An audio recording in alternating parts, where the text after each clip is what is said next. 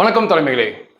இன்றைய இஸ்ரேல் மற்றும் காசா இடையேயான போர் அந்த அந்த கள நிலவரம் இன்னைக்கு 27ஆம் தேதி வியாழக்கிழமை நான் காலையில் பேசிக்கிட்டு இருக்கேன். ஓகே, இந்த சமாதான உடன்படிக்கையில் முதலாம் கட்டம் வெற்றிகரமாக முடிந்துவிட்டது. அதாவது முதலாம் கட்டம் என்பது பிணை கைதிகளை ஒப்படைப்பு, இரண்டு தரப்பிலுமே இஸ்ரேல் மற்றும் ஹமாஸ் தரப்புல சடலங்கள் ஒப்படைப்பு வெற்றிகரமாக எதிர்பார்த்ததை விட திருப்திகரமாக முடிந்துவிட்டது. இன்னும் 2 சடலங்கள் மட்டுமே ஹமாஸ் தர வேண்டும். மீதம் அனைவற்றையுமே கொடுத்து முடிச்சிட்டாங்க. எதிர்பார்த்ததை விட மிக வேகம் மற்றும் மிக துல்லியம் அப்படின்னு தான் இதை பதிவு பண்ண முடியும். அந்த 2 சடலங்களும் இஸ்ரேல் இராணுவ வீரர்களுக்கு சொந்தமான சடலம். இப்போ இந்த முதல் கட்டம் முடிஞ்சது, 2ஆம் கட்டம் போகணும். இந்த 2ஆம் கட்டம் நகர்வதில் சிக்கலோடு போய் கொண்டிருக்கிறது அந்த பகுதி. இந்த 2ஆம் கட்டத்தில் முக்கியமாக ISF அப்படிம்பாங்க, இன்டர்நேஷனல் ஸ்டேபிலைசேஷன் ஃபோர்ஸஸ், சர்வதேச காவல் படை அங்கே போகணும். அதில் பிரச்சனை ஆகிட்டு இருக்கு. இஸ்ரேல் என்ன சொன்னாங்கன்னா, தொடக்கத்திலேயே துருக்கி மற்றும் கத்தார் இந்த நாட்டு இராணுவ வீரர்கள் மற்ற எந்தவித காவல்துறையுமே அந்த காசாவுக்குள் அனுமதி இல்லை அப்படின்னாங்க. ஆனால் இப்போ என்ன சொல்றாங்கன்னா, இந்த ISFல துருக்கியும் கத்தாரும் நாங்கள் தான் தலைமை தாங்குவோம், நாங்கள் தலைமை தாங்கி தான் எங்கள் தலைமையில் அங்கே படைகள் இருக்குன்னு சொல்லி அந்த பிரச்சனை தான் போயிட்டு இருக்கு. அமெரிக்காவுமே துருக்கிக்கும் கத்தாருக்கும் ஆதரவு கொடுப்பது போல தெரிகிறது. அந்த பகுதியில் இந்த சர்வதேச அமைதி படையில துருக்கிக்கும் கத்தாருக்கும் கணிசமான பங்கு இருப்பதற்கு அமெரிக்கா ஆதரவு கொடுப்பது போல தெரிகிறது. களத்திலுமே அதற்கேற்றாற் போல தான் போயிட்டு இருக்கு. ஏன்னா இஸ்ரேலுக்கும் அஜர்பைஜானுக்கும், அஜர்பைஜான் ஒரு இஸ்லாமிய நாடு, அதை தாண்டி இஸ்ரேலுடைய எரிபொருள் எண்ணெய் தேவையை அஜர்பைஜான் தான் அதிகமாக சந்திக்கிறது. அஜர்பைஜான் 50% இஸ்ரேலுக்கு வருது. இஸ்ரேலுடைய தேவை 50% சந்திக்கப்படுகிறது. அந்த நட்புறவின் அடிப்படையில் இஸ்ரேல் என்ன சொல்லியிருந்தாங்கன்னா, முதல்ல அஜர்பைஜான் துருப்புகளுக்கு அனுமதி கொடுத்திருந்தாங்க. முதல்ல அஜர்பைஜான் அதை ஏற்றுக்கொண்டது. ஆனால் இப்போ அந்த இஸ்லாமிய பாசம் அவர்களுக்குள்ள அந்த பிணைப்பு நட்பை தாண்டி இருக்கும். என்னதான் நட்பு என்றாலும் அதை தாண்டி அந்த இஸ்லாமிய பாசம் இருக்குன்னு நிரூபிச்சிருக்கிறாங்க. துருக்கி கேட்டுக்கொண்டதற்கு நாங்க துருக்கி, அஜர்பைஜான், பாகிஸ்தான் இது ஒரு முக்கோண கூட்டமைப்பு பயங்கரவாத நாடுகள். அந்த துருக்கி கேட்டுக்கொண்டதற்காக இப்ப அஜர்பைஜான் என்ன சொல்றாங்கன்னா, எங்களுடைய படைகள் காசாக்கு வராதுன்னு சொல்லி இப்ப அவங்க விலகி இருக்காங்க. இப்ப அதனால இஸ்ரேலுக்கு என்ன பண்றதுன்னு தெரியல. வருகின்ற பிற நாடுகளை துருக்கியும் கத்தாரும் கெடுத்துக்கிட்டு இருக்காங்க. அவர்கள் தான் அமைதிப்படையாக வருவோம், தலைமையா வருவோங்கிறாங்க. அதுதான் இப்ப பிரச்சனையா போயிட்டு இருக்கு. 2ஆம் கட்டம் நகர்வதில் இதுலதான் சிக்கல் போயிட்டு இருக்கு. இன்னும் 2 சடலங்கள் மீதம் இருக்கு. ஒருவர் இஸ்ரேலிய மிலிட்டரி சார்ஜன்ட் ரான் கில்ட், இது ஒருவர். இன்னொருவர் சுதிசிக் ரின்தலால் மீதம் அனைத்தையுமே கொடுத்து முடிச்சிட்டாங்க. இந்த பதிவில் கடைசியில் ஹனி ட்ராப்னா என்ன, நம்ம நிறைய பேர் பேசுவாங்க. ஹனி ட்ராப்ல மாட்டிக்கிட்டாரு, பெண் வலையில், உளவு வலையில் மாட்டிக்கிட்டாருன்னு ஒரு அழகான மொசாத் செய்த ஒரு ஆப்ரேஷன் வெளிவந்திருக்கு. நான் கடைசியில் பேசுறேன். இப்போ இதை தாண்டி அங்கே ஒரு பிரச்சனை போயிட்டு இருக்கு. அது என்ன பிரச்சனை அப்படின்னா, அந்த இஸ்ரேலுடைய ஆக்கிரமிப்பில் இருக்கும் காசா 50% இஸ்ரேல் ஆக்கிரமிப்பில் தான் இருக்கு. அங்குள்ள குகைகளில் சிக்கி கொண்ட ஹமாஸ் பயங்கரவாதிகள் நிலைமை இப்ப சர்வதேச அளவில் மற்றும் இந்த இஸ்லாமிய அரபு நாடுகளில் இதுதான் மிகப்பெரிய பிரச்சனையா போயிட்டு இருக்கு. இன்னைக்கு சண்டை ஓய்ந்து விட்டது, நிச்சயமாக அவர்களை பத்திரமாக அனுப்ப வேண்டும் அப்படின்னு எல்லாருமே சொல்றாங்க. இஸ்ரேலுக்குள்ளேயே ஒரு குரல் அதற்கு ஆதரவா இருக்கு. அவர்களை இப்ப சண்டை தான் ஓய்ஞ்சிருச்சுல, அவங்களை அப்படியே பத்திரமா அனுப்பிடுங்கன்னு. அதை தாண்டி அங்கே அவர்களை சுட்டுக் கொள்வதுதான் இன்றைக்கு மிகப்பெரிய பேச்சு பொருளா ஆயிருக்கு. ஹமாஸ் பயங்கரவாத இயக்கத்தினர் சர்வதேச அளவுல அமெரிக்காவை கூப்பிட்டு கூட இப்படி இங்க சிக்கிட்டு இருக்கிற எங்களுடைய ஹமாஸ் பயங்கரவாதிகளை விடுதலை செய்ய அமெரிக்கா முன்னெடுப்பை செய்ய வேண்டும் பேசிட்டு இருக்காங்க. இந்த பிரச்சனையில இஸ்ரேல் இராணுவத்திற்கும் இஸ்ரேல் அரசியல்வாதிகளுக்கும் வலதுசாரி அரசியல்வாதிகளுக்குமே ஒரு மோதல் வெடிச்சது 2 தினங்களுக்கு முன்னால. இஸ்ரேலுடைய முப்படை தளபதி ஏஆர் ஜமீர் அவர் வந்து சமீபத்தில் பேசும்போது ஒன்று சொல்லியிருந்தார். அவர் என்ன சொல்லியிருந்தாருன்னா, இந்த ஹமாஸ் பயங்கரவாதிகளுக்கு ஒரு ஒரு பொது மன்னிப்பு நிபந்தனை அடிப்படையில் வழங்கியிருந்தார். அவர் என்ன சொல்லியிருந்தாருன்னா, 2014 கிட்டத்தட்ட 11 வருஷத்துக்கு முன்னால் அந்த பகுதியில் நடந்த சண்டையில் இஸ்ரேலிய இராணுவ வீரர்கள் 2 பேர், ஒருவர் பேர் ஓரான் சவுல், இன்னொருவர் ஹதர் கோல்டின், இந்த 2 இராணுவ வீரர்களை சண்டையில் கொல்லப்பட்டாங்க. அந்த சடலங்களை ஹமாஸ் பயங்கரவாதிகள் 2014 கைப்பற்றி காசாக்களை கொண்டு போயிட்டாங்க. இந்த இருவரை மீட்க சொல்லி நீண்ட நாளாக போராட்டம், அவர் குடும்பத்தில் பிரதம மந்திரி ஜனாதிபதி சந்திச்சு கோரிக்கை விடுத்துக்கிட்டே இருந்தாங்க. இதுல ஓரான் சவுல் அவருடைய சடலத்தை இந்த 2025 நடந்த சண்டையில அந்த பகுதியில் வந்து தேடுதல் வேட்டையில கண்டுபிடிக்கப்பட்டது, மீட்டு கொண்டுட்டாங்க. மீதம் இந்த ஹதார் கோல்டினுடைய சடலம் 2014 போன சடலம் அங்க மாட்டிட்டு இருந்துச்சு. ஏஆர் ஜமீர் என்ன சொன்னார் அப்படின்னா, நீங்க இந்த ஹதார் கோல்டின் அவருடைய சடலத்தை எங்களிடம் ஒப்படைத்து விட்டால் இந்த குகையில் சிக்கிக் கொண்டிருக்கும் ஹமாஸ் பயங்கரவாதிகளை பத்திரமாக அனுப்புவது பற்றி யோசிக்கிறேன் அப்படின்னு சொல்லி அவர் சொல்லியிருந்தார். இது வந்து இந்த மாதம் நவம்பர் மாதம் தொடக்கத்தில் இந்த வாக்குறுதியை ஏஆர் ஜமீர் கொடுத்தார். நவம்பர் மாதம் 9ஆம் தேதி ஹமாஸ் பயங்கரவாதிகள் இந்த ஹதர் கோல்டின் சடலத்தை ஒப்படைச்சிட்டாங்க. அங்கிருந்த சடலத்து மீதிகளை ஒப்படைச்சிட்டாங்க. இப்போ இஸ்ரேல் இராணுவ தளபதி சொன்னதுபடி அவர்களை பத்திரமாக அனுப்புவதற்கு இஸ்ரேல் இராணுவம் ஏற்பாடுகளை செய்ய வேணும். இதுதான் கள நிலவரம். ஆனால் இது இஸ்ரேலுக்குள்ள பிரச்சனை ஆயிடுச்சு. பாராளுமன்றத்தில் தீவிர வலதுசாரி உறுப்பினர்கள் இந்த இட்டமார் பென்கவீர் ஸ்முட்ரிக் உட்பட என்ன சொன்னாங்கன்னா, ஒரு இராணுவ தளபதிக்கு இதெல்லாம் வேலை இல்லை, இதை போல வாக்குறுதிகளை கொடுப்பது உங்க வேலை இல்லை, அரசு என்ன சொல்லுதோ அதை செய்ய வேண்டிய வேலையை மட்டும் நீங்க செய்யுங்க, தேவையில்லை இந்த வாக்குறுதி கொடுக்க கூடாது, அவர் கொடுத்த வாக்குறுதி செல்லுபடி ஆகாதுன்னு சொல்லி இஸ்ரேல் இராணுவத்திற்கு இந்த குகைகளில் மாட்டிக்கொண்டிருப்பவர்களை வேட்டையாட உத்தரவு கொடுக்கப்பட்டுச்சு. இந்த குகையில வந்து 2000 வரைக்கும் பேசியிருந்தேன், நானே பேசியிருந்தேன். இப்ப என்ன சொல்றாங்கன்னா, அதிகபட்சமாக 200 ஹமாஸ் பயங்கரவாதிகள் இஸ்ரேல் கட்டுப்பாட்டில் உள்ள காசாவில் உள்ள சுரங்கங்களில் மாட்டிக்கொண்டு உள்ளார்கள். குறிப்பாக ராஃபா டனல் சிஸ்டம் அப்படிம்பாங்க. இந்த காசாலேயே இந்த ராஃபா குகைகள் இதுதான் மிகப்பெரிய நெட்வொர்க்கை கொண்டது. இதுக்குள்ள யாரும் அவ்வளவு சீக்கிரத்தில் வர முடியாது. நீங்க வீடியோல இப்ப பார்த்துக்கிட்டு இருக்கீங்க, 8 கிலோமீட்டர் 5 கிலோமீட்டர் சொல்றாங்களே, அந்த நீண்ட குகைகள் எல்லாமே ராஃபாக்குள்ள தான் இருக்கு. அது இப்ப இஸ்ரேல் வசம் இருக்கு. அதை ஒவ்வொன்றாக தேடி தேடி அந்த சுரங்கங்களை இடித்து தரைமட்டம் ஆக்கி கொண்டிருக்காங்க.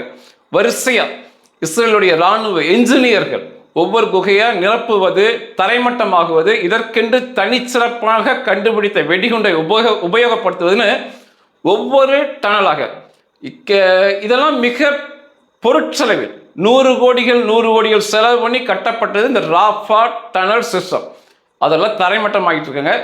அதுக்குள்ளதான் ஒரு 200 பேருக்குள் ஹமாஸ் பயங்கரவாதிகள் ஒளிந்திருக்கலாம்னு சொல்லப்படுது. இதுல ஹமாஸ் அந்த ராஃபா ஏரியா தலைமை தளபதி உட்பட மாட்டிருக்கலாம் அப்படிங்கிறாங்க.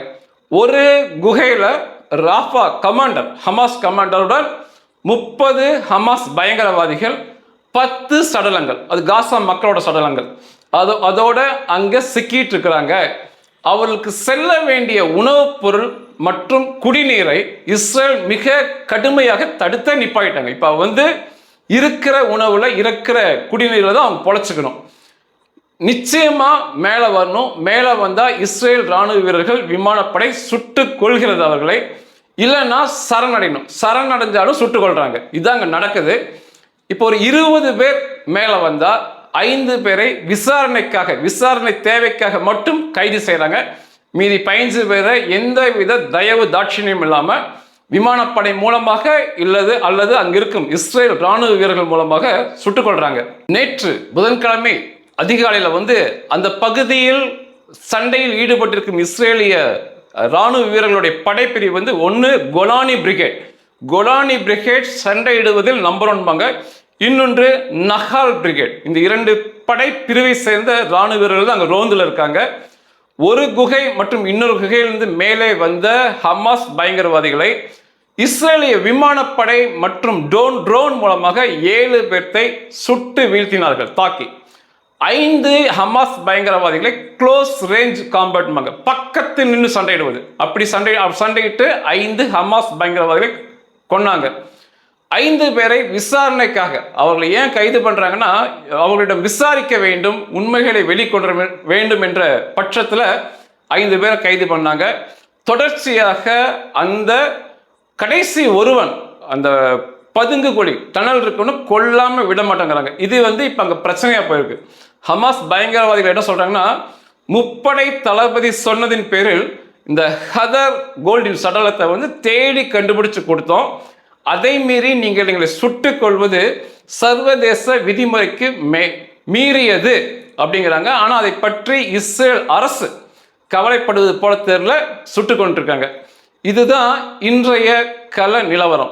அதாவது முதலாம் இந்த பேச்சுவார்த்தை 20 அம்ச திட்டத்தில் முதலாவது அம்சம் சிறப்பாக முடிந்து விட்டது. இரண்டாவது, சர்வதேச அமைதிப்படையை செல்வதில் யாரை அனுமதிப்பது என்ற பிரச்சனை அங்க போயிட்டு இருக்கு. இரண்டாவது பெரிய பிரச்சனையாக அந்த பகுதிகளில் இஸ்ரேல் கட்டுப்பாட்டில் உள்ள இந்த 50% காசாவில் சுரங்கங்களில் இருக்கும் ஹமாஸ் பேடி எலிகளை வேட்டையாடுவது தொடருது. இதுதான் இன்றைய அங்க கலவரம். இந்த மொசாத் ஹனி ட்ராப் என்னன்னா ரொம்ப சுவாரஸ்யமா இருக்கும். இதுல சம்பந்தப்பட்ட மாட்டிக்கொண்ட நபர் டாக்டர் மர்வான் அல் ஹம்ஸ், மிக புகழ்பெற்ற மருத்துவர். இவன் ஹமாஸ் பயங்கரவாதியும் கூட. இந்த மருத்துவர்கள் பயங்கரவாதிகளாக இருப்பது இப்ப சமீபமா வெளி வந்துகிட்டே இருக்கு. இந்தியாவில் பிடிச்சாங்க, இன்னைக்கு இந்த செய்தி இஸ்ரேல வந்திருக்கு. அந்த பகுதியில் காசால அல் நசார் மருத்துவமனை மிகப்பெரிய மருத்துவமனை. அந்த மருத்துவமனையில தலைமை வைத்தியர் தான் இந்த டாக்டர் மர்வான் அல் ஹம்ஸ். அந்த பகுதியில் மிக புகழ் பெற்றவன். இணையதளங்கள் மூலமாக, அதாவது பரபரப்பாக காட்டிக்குவாங்க, ஓடுறது, ஓடிப்போய் இந்த நோயாளிகளை கொண்டு வர்றது, சிகிச்சை கொடுப்பது, இது இப்படி தன்னைத்தானே பிரபலப்படுத்திக் கொள்வது. அந்த பகுதியில் இப்படி மிக பிரபலமான நபர் இந்த டாக்டர் மர்வான். இவன் இன்னொரு பகுதியாக பார்ட் டைம் தான் டாக்டர்னு சொல்லும், பகுதி நேரமாக மருத்துவனா இருக்கான். பிற அநேக நேரங்களில் ஹமாஸ் பயங்கரவாதிகளின் தளபதியாக, கட்டளை தளபதியாக செயல்பட்டு கொண்டு இருக்கான். இப்பெல்லாம் புகைப்படங்கள் ஒவ்வொன்றா வெளியே வந்துட்டு இருக்கு. அவன் ராக்கெட் லான்ச்சரில் உள்ள மிகப்பெரிய ராக்கெட்டை தூக்கி கொண்டிருப்பது போல. பொதுவாக டாக்டர் இந்த ஸ்டெதஸ்கோப் தூக்கிட்டு இருப்பாங்க, இவனுக்கு அப்படியே நேர்மாறா இருக்கானுங்க, ராக்கெட்டை தூக்கிட்டு இருக்காந்தாலே. அது போக ஹமாஸ் பேடிகளுக்கு கட்டளை இடுவது போல. இதை போன்ற தொடர்ச்சியாக புகைப்படங்கள் வெளிவந்த மனமே இருக்கு. இதெல்லாமே மொசாத் தான் வெளியிட்டிருக்காங்க. இவனை கைது செய்ய வேண்டும், இவனை விசாரிக்க வேண்டும். இவனை கொல்ல வேண்டிய நோக்கம் மொசாத்துக்கு இல்லை. ஏன்னா இவன் சவால் விட்டான், என்னை கைது பண்ணி பாருங்க, தான் ஒரு அதிபுத்திசாலி. அவனே பதிவு பண்ணியிருக்கான், நான் ஒரு அதிபுத்திசாலி, என்னை உங்கள் வலையில் விழ வைக்க முடியாது, என்னை வெளிக்கொண்டு கைது செய்ய முடியாது, இப்படி பகிரங்கமா சொன்னவன். இவன் எப்பொழுதுமே மிகப்பெரிய கூட்டத்திற்கு இடையே இருப்பது போல தன்னை பார்த்துக் கொள்வான். அதனால மிகப்பெரிய வான்வழி தாக்குதல் நடத்த முடியாது. இரண்டாவது, இவன் பகுதி நேர வைத்தியனும் கூட. அப்ப இந்த சேலஞ்ச், இந்த பந்தயத்தை கையில் எடுத்த மொசாத் இவனை நிச்சயமா கைது பண்ணி தன்னை நிரூபிக்க வேண்டும் சொல்லி பார்க்கும்போது, அவனை அலசி ஆராயும் போது அவனுடைய வீக்னஸ் பாயிண்ட், அதாவது அவன் எங்க ரொம்ப வீக்கா இருக்கான் அப்படின்னு பார்க்கும்போது, இவன் இந்த ஊடகங்களில் புகழ் பெறுவதை மிகவும் விரும்புபவன், ஊடக வெளிச்சத்திலே இருந்து கொண்டே இருக்க வேண்டும் என்று நினைப்பவன் என்பது புலனாகிறது. இப்படிதான் வீரப்பன் மாட்டினது, சந்தன கடத்தல் வீரப்பன் மாட்டினது இந்த ஊடக வெளிச்சத்திற்கு அடிமையானது தான். அதே தான் இவனுக்கு மேல ஊடக வெளிச்சம் தனக்கு தேவை நினைக்கலாம். இதை சரியா பயன்படுத்தி கொண்ட மொசாத் 2 தன் ஆர்வல குழுவை அவங்க கூட பேசுற மாதிரி ஏற்பாடு பண்ணாங்க, வாட்ஸ்அப் மூலமாக மற்றும் டெலிஃபோன் மூலமாக. ஒரு குழு பெல்ஜியம் நாட்டு குழு, பெல்ஜியம் நாட்டு தன்னார்வல குழு, அவங்க காசால செயல்படுறது போல காட்டிக்கிறாங்க. இன்னொன்று பிரெஞ்சு நாட்டுக்குழு. அந்த பிரெஞ்சு நாட்டுக்குழுவை சேர்ந்த பெண்மணி தான் அவன்கிட்ட ஃபோனில் பேசுனது, அதுதான் விழுந்தது. ஏன் பிரெஞ்சு நாட்டு அப்படி குறிப்பிடறேன்னா, எந்த நாடுன்னு சொல்லி தன்னை அறிமுகப்படுத்திக்கிறாங்களோ அந்த நாட்டு மொழி வழக்கில் பேசணும். ஆங்கிலத்தையே பேசினாலும் அந்த நாட்டு வழக்கத்தில் பேசணும். பாலஸ்தீனியர்கள் ஒரு மாதிரி ஆங்கிலம் பேசுவாங்க, இஸ்ரேலியர்கள் ஒரு மாதிரி ஆங்கிலம் பேசுவாங்க, நாம் ஒரு மாதிரி ஆங்கிலம். இந்தியர்கள் பேசணும் ஆங்கிலம் சிறப்பாக இருக்கும்பாங்க.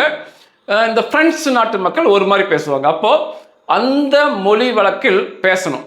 இந்த பெல்ஜியம் நாட்டுக்குள்ள அவர்களும் பெண் தான். அவர்கள் வாட்ஸ்அப் மூலமாக அவங்க கூட சேட் பண்றாங்க.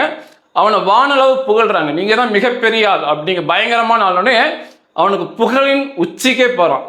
அவன் அதில் சொல்றான் வாட்ஸ்அப்ல, என்னை யாருமே ஒன்றும் பண்ண முடியாது, என்னை வெளிக்கொணர முடியாது, வெளிக்கொண்டு வர, அதாவது அந்த பகுதியை விட்டு கொண்டு வர முடியாதுன்னா அவன் சவடால் விட்டுருக்கான் பெண்கள்கிட்ட. அந்த பிரெஞ்சு நாட்டு பெண் அந்த பெண்ணை பற்றி அந்த தோற்றத்தை ஒரு புகைப்படம் அனுப்புறாங்க. மிக அழகான தோற்றத்தில் அந்த பெண்மணி இருக்காங்க, பிரெஞ்சு நாட்டு பெண்மணி. அதுக்கப்புறம் டெலிஃபோனில் ஆங்கிலத்தில் தொடர்பு கொள்றாங்க. அந்த பெண் என்ன சொல்றாங்கன்னா, தான் ஒரு குறும்படம் எடுக்கும் தயாரிப்பாளர் மற்றும் இயக்குனர், உங்களை பற்றி ஒரு குறும்படம் எடுக்க விரும்புகிறேன். அந்த குறும்படத்தோட பெயர் ஹீரோ ஆஃப் த காசா, காசாவின் கதாநாயகன், நீங்கள் தான் அந்த கதாநாயகன். இப்பெல்லாம் பேசுறாங்க. இவன் அப்படியே போதை உச்சிக்கே போயிடுறான். அவன் ரொம்ப அந்த பெண்கிட்ட பேசலாம். என்ன சொல்றான்னா, இப்போ ஒரு 2-3 முறை தான் பேசின மாதிரி இருக்கு, ஆனா நீண்ட காலம் நமக்குள் ஒரு பந்தம் இருப்பது போல தோன்றுகிறது எனக்கு, அப்படிலாம் பேசுறான். அப்புறம் ஒரு கடற்கரையில அவன் நின்று ஒரு செல்ஃபி எடுத்து சொல்றான், நீ வரணும், இந்த கடற்கரையில உன்னை வரவேற்று நான் நடக்க வச்சு கூட்டு போவேன். இதை போல சம்பாஷணை போயிட்டு இருக்கு. அப்போ அவன் இருக்கும் இடத்திலேயே, இந்த அல் நசார் ஹாஸ்பிட்டல் பகுதியிலேயே ஒரு குழுவை அனுப்பி அவனை வச்சு ஒரு குறும்படம் எடுக்கிறாங்க. அவனும் நம்புறான், அதில் நடிக்கிறான், அவன் பற்றி பேசுகிறான், அதெல்லாம் பதிவு பண்ணுறாங்க. அந்த குழுவாக போனது எல்லாமே மொசாத் உளவாளிகள். நல்லாவே நம்பிக்கை வந்துடுது. அதுக்கப்புறம் அந்த பெண்மணி, பிரெஞ்சு நாட்டு பெண்மணி சொல்கிறாங்க, ஒரு குறிப்பிட்ட இடத்துக்கு சொல்லி அங்கே நீங்கள் வாங்க, அந்த குறும்படம் இன்னொன்று எடுக்கலாம், இந்த பகுதி சிறப்பாக இருக்கும் என்னும்போது அவனுடைய அந்த அதிபுத்திசாலித்தனம் எல்லாமே பெண்ணின் முன்னால் விழுந்து போகிறது. மிகப்பெரிய புத்திசாலியாக காட்டிக்கொண்டவன், நீண்ட காலமாக ஹமாஸ் பயங்கரவாதியாக, மருத்துவனாக அந்த பகுதியில் புகழ் பெற்று இருந்தவன், அந்த பெண்ணின் குரல் தான். இத்தனைக்கு அவன் பெண்ணை நேரிலே சந்திச்சதில்லை, புகைப்படம், ஏதோ ஒரு புகைப்படத்தை பார்க்குறான். அந்த குரலின் மீது இருந்த மயக்கம், போதை அவனுடைய பாதுகாப்பான பகுதியை விட்டு அவனை வெளிவர வைக்குது. அந்த பெண் குறிப்பிட்ட அல் மாவாசி பகுதிக்கு தான் வரான். அவன் ஒரு காரில் வரான், குறும்படத்தில் தன்னை கதாநாயகனாக எடுக்க போறான்னு வரான். அங்கே இருந்த மொசாத் உளவாளிகள், அங்கே காத்திருந்தவங்க, ஏற்கனவே அவனோடு இருந்த புகைப்பட குழுவாக இருந்தவங்க எல்லாமே மொசாத் உளவாளிகள் தான். அவனை தட்டி தூக்கி கைது பண்ணி கூட்டு வந்துட்டாங்க. சவாலாடா எங்கள்கிட்டே விட்ற அப்படின்னு சொல்லி.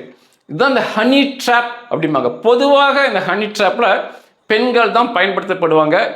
எப்போவுமே இந்த ஹனி ட்ராப்பில் பெண்கள் தங்களை முழுசாக கொடுத்துட மாட்டாங்க. அவங்க தோற்றத்தை காட்டி, சில சமயம் நேரில் பேசி அந்த கிறக்கத்திலேயே வச்சுக்கிட்டு இருப்பாங்க. முழுசா அவனோட போய் படுக்கையை பகிர்ந்துக்கிறது மிகப்பெரிய தப்பு, பண்ணவே மாட்டாங்க.